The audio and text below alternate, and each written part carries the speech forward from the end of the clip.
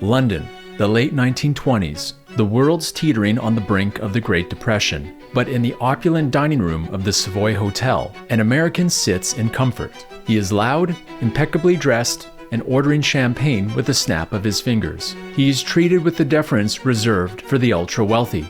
His name is Oscar Hartzell, and he presents himself as perhaps the richest man in the world. But Oscar Hartzell is not a tycoon. The money paying for his extravagant lifestyle isn't coming from London banks. It's being wired across the Atlantic. Donations from nearly 80,000 desperate people across the American Midwest. Over his career, they would send him more than $1.5 million, a sum worth over $30 million today. They believe Hartzell is their champion, fighting corrupt governments to release a legendary fortune estimated at $22 billion. But the fortune is a myth.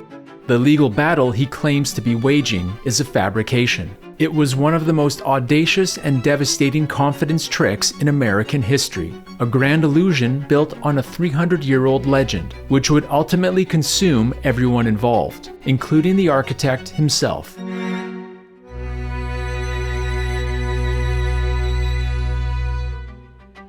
The foundation of Oscar Hartzell's empire was a legend perfectly suited for his time. The story centered on Sir Francis Drake, the 16th century English explorer and privateer who looted Spanish gold for Queen Elizabeth I.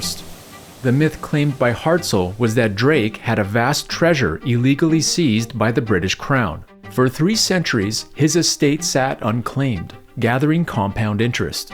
The resulting sum was astronomical, and it was waiting for the rightful heir to claim it. This is a classic unclaimed estate scam, one of the oldest cons in the book. For decades, small-time grifters had exploited the Sir Francis Drake estate myth. They sold shares in legal funds to fight the case, promising these shareholders a massive cut of the final multi-billion-dollar settlement. By 1915, the scam was being expertly run by 2 veteran con artists, Sudie Whittaker and Milo Lewis. They had already convinced hundreds of people across the American Midwest, including Oscar Hartzell's own mother, who invested $6,500. And that is how the man who would perfect the swindle first entered the story, not as a predator, but as a believer. To understand how Oscar Hartzell took over this operation, you have to understand who he was, and what failure had done to him. Born in 1876 in Monmouth, Illinois, Oscar Hartzell was the son of a successful and strict farmer. He internalized his father's pursuit of money, but rejected the cautious, steady labor his father had modeled. Oscar was charismatic, ambitious, and reckless. His attempts at a legitimate career was a string of spectacular failures. He started by renting his father's land before buying his own 1,080-acre farm in Iowa. After his father's death, he used his inheritance to gamble on a massive 16,000-acre ranch in Texas. But this cattle empire was a house of cards, constructed on debt and illegal dealings, like mortgaging the same cattle more than once. It inevitably collapsed. He lost everything. Forced into bankruptcy, he moved to Des Moines and failed as a realtor. When his 1914 campaign for county sheriff ended in defeat, he was left with nothing. By 1915, Oscar Hartzell was middle-aged, bankrupt, and desperate. It was at this moment he was introduced to the so-called unsettled estate of Sir Francis Drake. To Hartzell, chasing this money wasn't just an opportunity, it was his last chance. He joined Whittaker and Lewis as a traveling agent, selling shares of the estate across the Midwest, so convinced the fortune was real that he took his salary entirely in the form of shares. But the illusion quickly shattered. In 1916, an impatient investor had Sudie Whittaker indicted for fraud, specifically over the Drake scam. This was the catalyst that forced Whittaker and Lewis to flee the country, with Hartzell going with them to London. There, Hartzell was treated as a mere underling, running errands like having his boss's suits cleaned, where he watched his employers forge Bibles, manufacture ancient parchments, and fabricate evidence. His belief dissolved, replaced by resentment and ambition. Hartzell didn't expose the fraud, he plotted a takeover. He waited patiently until 1922, when Milo Lewis, who was a licensed lawyer, was disbarred in the US for bigamy and perjury. Hartzell launched a furious letter campaign to the investors back home, exposing Lewis as a criminal. He then reinvented the narrative. Lewis and Whitaker, he claimed, had been chasing the wrong heir. Only Oscar could find the real fortune. When the duo sued him for libel in London, Hartzell destroyed them in court with the record of Lewis's disbarment. The coup was complete. The scam was his. With the fraud under his control, Hartzell executed a series of maneuvers. First, a crucial legal shift. He instructed his network of agents to stop selling shares and instead seek donations, a subtle change he believed made him untouchable by US law. Second, he remained in London.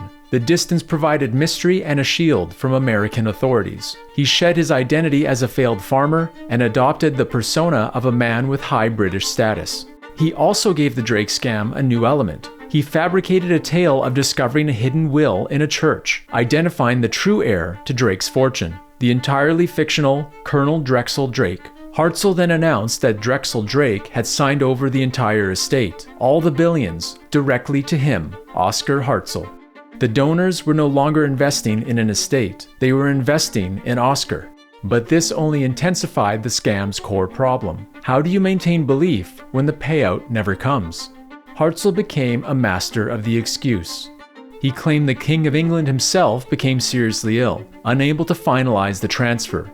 Hartzell also claimed a new Lord Chancellor found an error in the papers, causing yet another delay. And when his claims were questioned, Hartzell ruthlessly crushed any dissent. His chief agent, Alma Shepherd, was a prime example. After she traveled to London and demanded proof, Hartzell accused her of stealing funds, destroying her reputation, and driving her to poverty. He was in complete control of a vast criminal empire.